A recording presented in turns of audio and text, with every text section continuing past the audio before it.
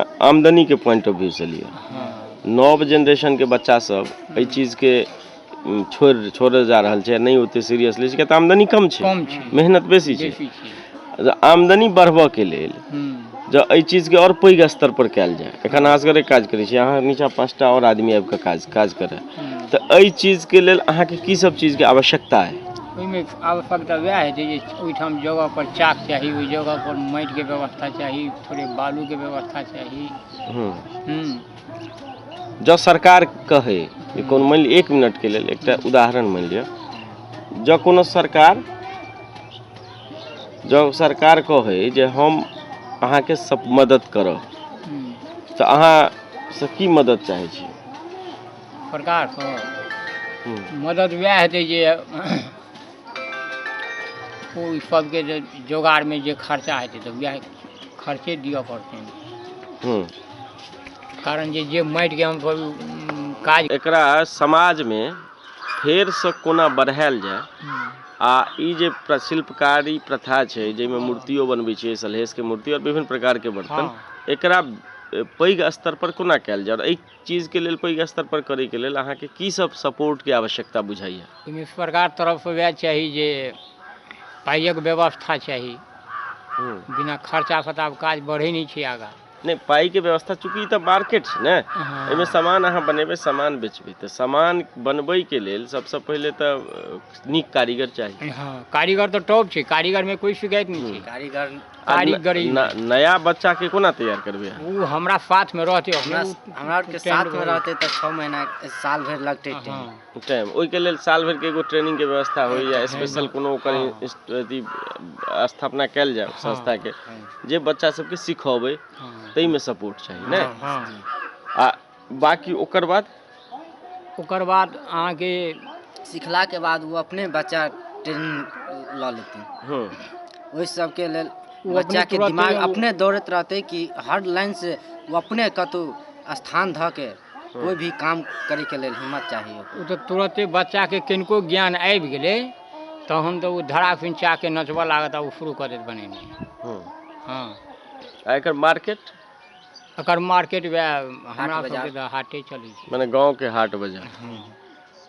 और साज सज्जा के सामान सेहो सब बनबै छियै? सबटा। की सब? सजावट वाला में जेना कतौ पूजा भऽ रहल छै, तऽ कतौ अहाँ के कलश, आब तऽ देखते छी जे कलश यात्रा से बिना पूजा नहीं भऽ रहल। 5-5 कलश लेलक, ओकरा रंगलक, रंग के मतलब गेंटलक सजावट के लेल। अब सुंदर लगे छै देखे में। अच्छा, से चाहिए। और घरेलू सामान सब?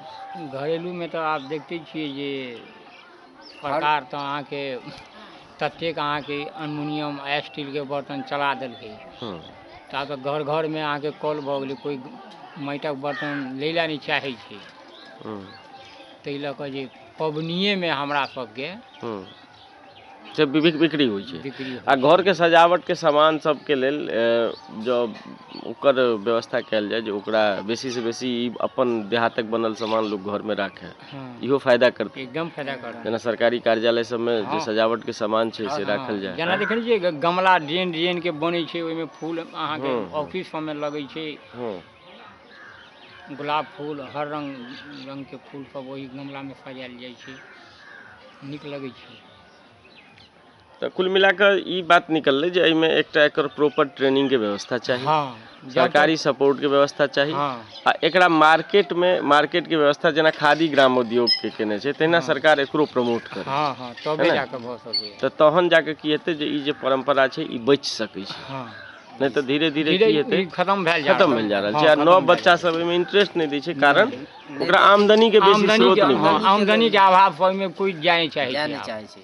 नवयुवक बच्चा जते सब बाहर दिल्ली बम्बई हर जगह जाय के लेल प्रयास कर रहल छै, पैसा के अभाव भऽ जाइ छै, हर चीज के कारण छै, कोई ओइ सब लऽ कऽ बच्चा नहीं ट्रेनिंग लऽ रहल छै।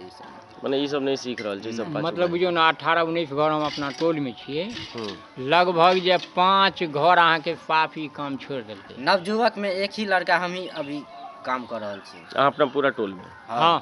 नवयुवक में इएहटा काम करिया, नहीं तो बहुत छोड़ देलक, टोटल बाहर, सब बाहर धऽ लेलक। तऽ अहाँ के बाद एक कला के की हेतै, अहाँ संगे चलि जेतै?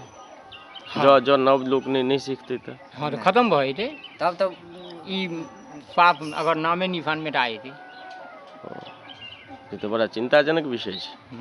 समाज के जो अपन परंपरा है वो जब खत्म भेल जा रहल छै तो एकटा विचित्र तरह के वातावरण जन्म लै छै, हेबे जेमे खाली लोग पाई पाई पाई पाई करैत रहल, जीवन चल जाइ छै। चलि जाइ छै। एकटा चीज और अब एहि से अलग हट के पूछे छी, सलहेश के मूर्ति पर जे चित्र बनबै छी, जे चित्रकारी करै छियै, ओ चित्रकारी कोन छियै बेसिकली? सलहेशक मूर्ति पर चित्र कहाँ बनै छै? माने कोनो डिजाइन बनबै छियै, जेना सलहेश के घोड़े पर लाइने बनेलहुँ, ओ तो बर्फ पर बनै छै।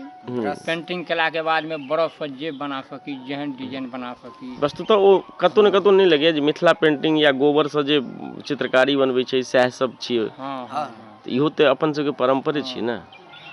हाँ तो ओ ओहूमे किछु प्रकार छै क्या कि जे एहि पर ई बनतै, एहि पर ई बनतै, सलहेश के देह पर एहन बनतैन, ओ की छै? जकर जे रूप छै कि ने ओ हिसाब से जेना जनैत हेबै जे कि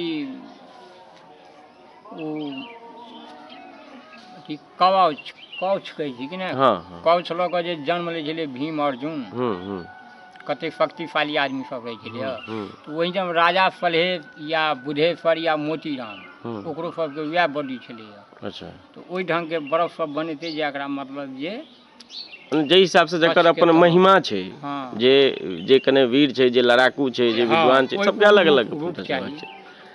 लेकिन